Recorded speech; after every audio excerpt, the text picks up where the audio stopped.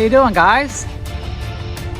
You know, coming up in just a few days, I'm going to be celebrating my 20th year anniversary of being married to my lovely and beautiful wife. But as I've been thinking about the 20 years of marriage that we've shared together, I had some thoughts and ideas that I wanted to share. Some reflections on 20 years of marriage. And there's really three main topics I want to touch upon and share in my reflections on 20 years of marriage. And these are the three things. Number one, marriage is forever. Number two, love is a choice. And number three, relationship requires loads of grace and forgiveness. Okay, so let's talk about those three things. Marriage is forever. I think as soon as I say that, a lot of people are going to be like, hey, whoa, wait a minute. No way. Like, how can you say that when the divorce rate is over 50%? And a lot of people divorce, remarry. A lot of people divorce, never remarry. What does it mean? Or what do I mean when I say marriage is forever? This is what I mean, guys. And this is in terms of God's view of not only marriage, but relationship. And this is also in view that relationship is first spiritual, then emotional, mental, and then physical, okay? Marriage is the joining together of two people, right? The two shall become one. This is what Jesus said. And he also said, what God has brought together, no man should separate. Why? Why is Jesus so severe concerning two people that get married and whether or not they should separate? Because in the biblical corpus, in the biblical model of life and worldview, according to God's design, marriage is forever. And what that means, it doesn't mean that if you divorce, you can't remarry and all of those silly things that the Catholic Church and other churches have often gone to in terms of that particular truth. What it means, though, guys, is when you connect with someone, that connection is forever. It never goes away. If you are connected to someone for 15 years of marriage and then you divorce, guess what? Those 15 years don't cease to exist, and the bond that you have formed over those 15 years doesn't cease to exist. And you will suffer the pain and the struggle and the wrestle of having connected with someone that you are no longer in the process of still connecting with. And so that's what I mean when I say marriage is forever. It means that whether you stay together forever in a technical sense, you are forever bonded together in a way, and that bond really never ceases to exist or be. And so it is really to say also that we should be very serious when we consider spending our lives with someone, getting married to someone. And we should also be very serious when we consider divorce. And I'm not saying you should never divorce for any reason. That is just absurd. We know that, we know now more than ever, guys, that there are obvious reasons to divorce. And there is actually some even biblical reasons for divorce. So I'm not addressing even marriage specifically, but the whole idea of a relationship in general, guys. When you open your heart to somebody, you have allowed them into your heart, and they will forever and indelibly mark your heart, your soul, your spirit, and your life. And so we must be very careful in even the most broad sense, who we're friends with, who we're acquaintances with, what relationships we choose to enter into, and how deep and how much we open our hearts. Because when you open your heart, you are opening your spirit, and you are making a bond with someone, and it will leave a lasting, eternal mark on you and in you, okay? Marriage is forever. If you understand that truth, I think you will be a lot more serious and sober-minded concerning who you marry, but also concerning who you're friends with, also concerning who you consider an acquaintance, and who do you consider an influence of any kind, guys. We really don't understand the depth of relationship. God does. And so God really says, hey, if you're going to open your heart to people and have this kind of deep, indelible, intrinsic, eternal bond, be very conscientious and thoughtful and intentional about that, okay? Marriage is forever, guys. The bond of relationship is forever. Whether you accept it or like it, it is forever, because it will forever mark you. There will forever be this opening in your heart, your soul, your spirit to that person. And that is why separation in any relationship is so painful. Because the thing that once filled that space is gone, but the space is still there. The connection is still there. That's why it's painful. So understand, number one, marriage is forever. Number two, love is a choice. I think this is another radical and radically culturally opposed idea in today's world, guys. We do not think love is a choice. We think love is a feeling, and it's a lot of things, but it's definitely not a choice. And like, here's what I would tell you guys. Like, when I was first married to my wife, I couldn't stand to not be around her. We wanted to be around each other. We wanted to touch each other. We wanted to hug each other. We wanted to talk to each other. We wanted to share ideas. The first summer after we kind of started dating, we both went home from college, and we talked every day on the phone because we just couldn't stand to be apart. And I thought about her all the time, and I thought how beautiful she was. And that was over 22 years ago since we started dating. We've been married 20 years, but we've been together as a couple for about 22. Man, guys, there were so many feelings, so many sensations, so many experiences that fed into my desire to be around her. But guess what? At some point, we decided to get married.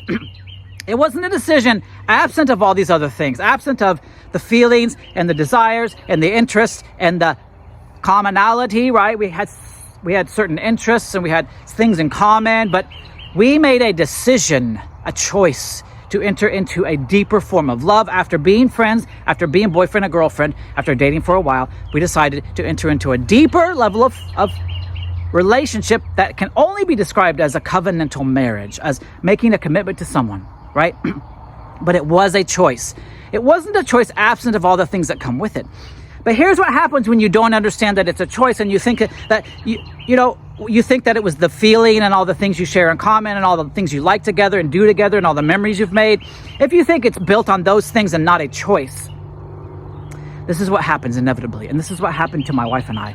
About 15 years into our marriage, 10 years into having kids, we just had this season where all of a sudden we realized we were different people.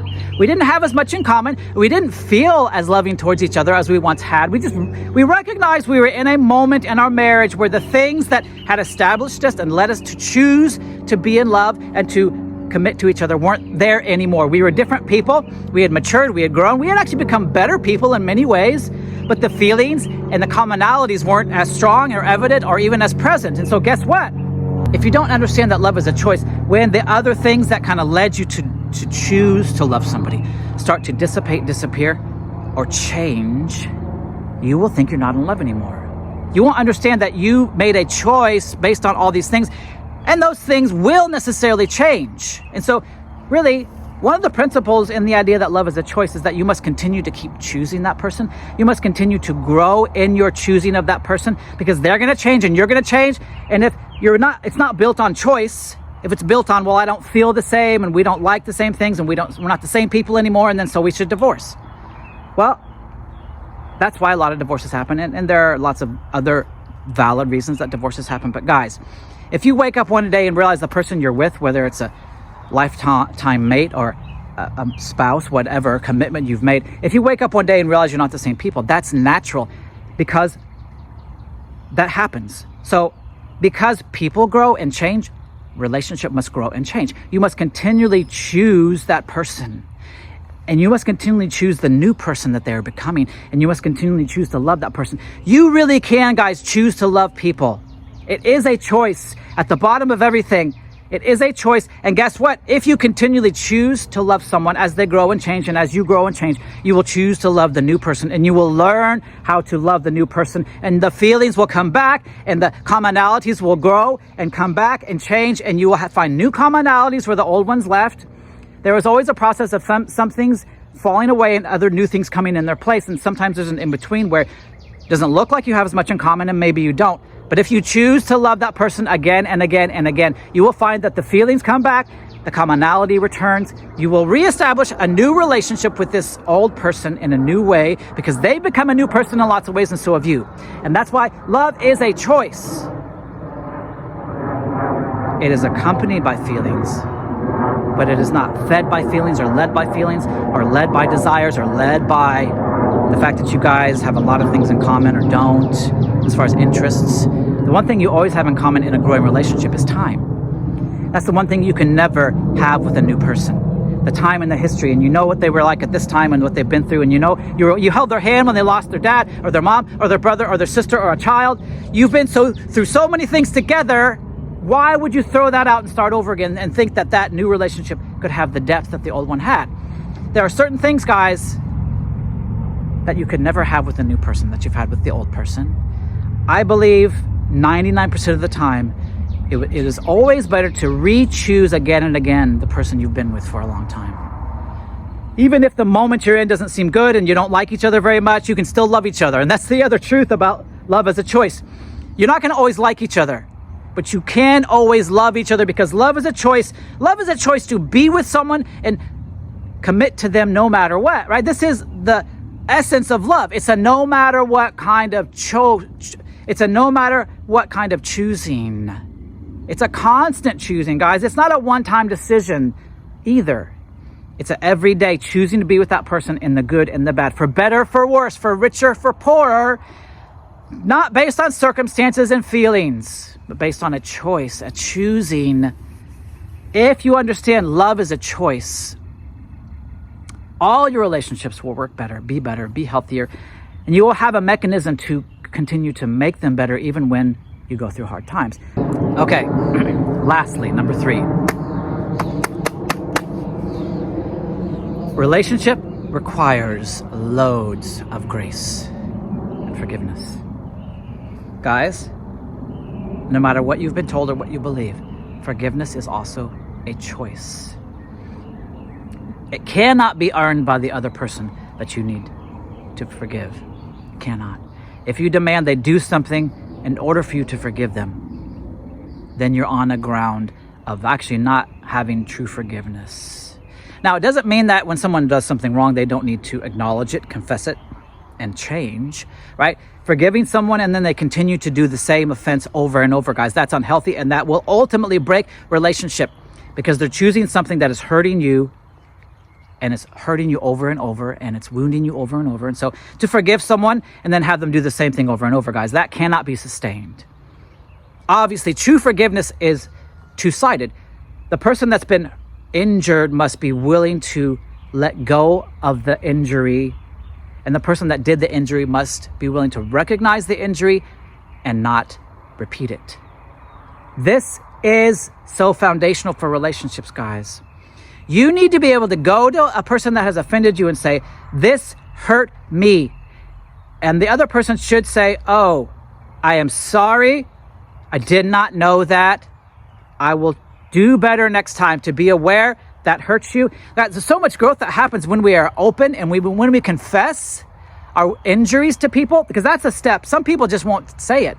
And then they'll be mad about it, and they'll still want to have reconciliation in the relationship, but they won't tell the person that they were hurt. They'll expect the other person to read their mind, figure it out on their own, because they're not talking to them or doing some kind of, behavior where they're letting them know through quiet quitting or, the silent treatment that they're mad, but that they're not going to tell the other person. So they're not really giving the other person the opportunity to seek forgiveness or letting them know that something they did is wrong. They may not know, guys. You should always assume when someone injures you, it wasn't intentional. And I think that's almost always true.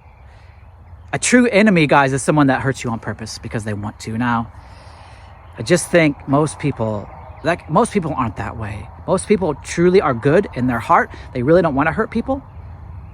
And so most of the time, if they recognize that they've hurt someone, they want to make it right.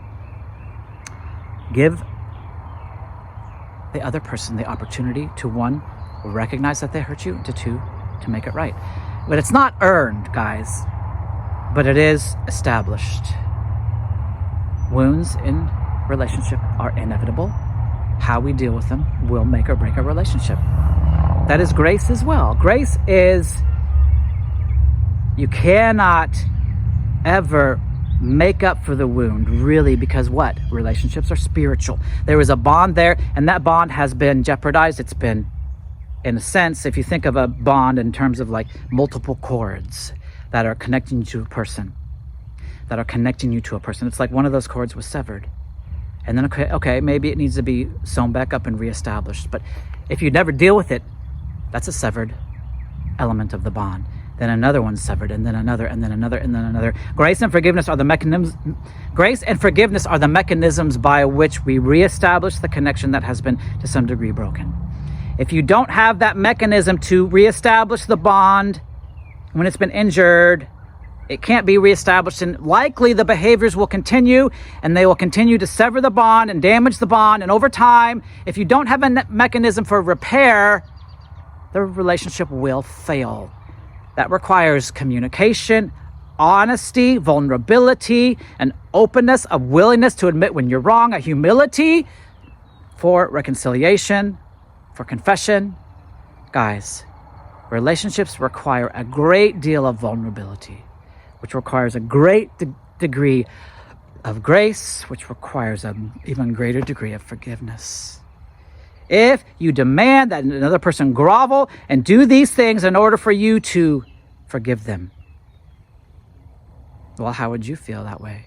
It feels so good when someone is gracious. When you do something wrong, it feels so good when someone's like, it's okay, no big deal, it's all right. You're like, thank you. Opposite, when you do something accidentally and someone's like, I can't believe you did that, and they rail against you, it really hurts. It doesn't feel good, guys. That energy, that is the energy of disconnection and separation. The reason God hates divorce isn't because he hates when married couples separate. It's because he knows the eternal, intrinsic damage done when you have a bond with someone and then it's injured. And in one sense, guys, with strangers even, our hearts should be to some degree open until they're not. This is like innocent until proven guilty. It's kind of that idea of like, you should treat everyone in a loving way with a general open-heartedness until they prove the need for something otherwise, right? So we should have this open-heartedness towards people. When you don't have grace and forgiveness in yourself towards anyone, people you know or don't, guess what? You're in a stance of continually cutting off your heart and destroying the mechanisms by which relationships are built, founded, and grounded and maintained. Guys, you will be a happier person if you have a good, healthy mechanism of grace and forgiveness in every way with every person, because you will be more open-hearted and you will be more able to receive love, not just to give love. And that is the goodness of life. The goodness of life is close-knit, deep, bonded relationships, whether that's marriage, whether it's friends, whether it's family, whether it's kids, mothers, fathers, brothers, sisters, cousins, aunts and uncles, guys, open-hearted bonds of connection with people. This is the goodness of life. And so that's it. Those are my reflections on 20 years of marriage. People change. Things change. Circumstances change. Interests change. But when we choose to love, when we understand that bonds of relationship are forever, and when we apply loads of grace and forgiveness in all of those things, we're going to be okay. Our relationships will be healthy. We will be able to weather the bad seasons and the hard things and get through them and grow closer to the people that we love instead of further apart. All right, guys. Love you.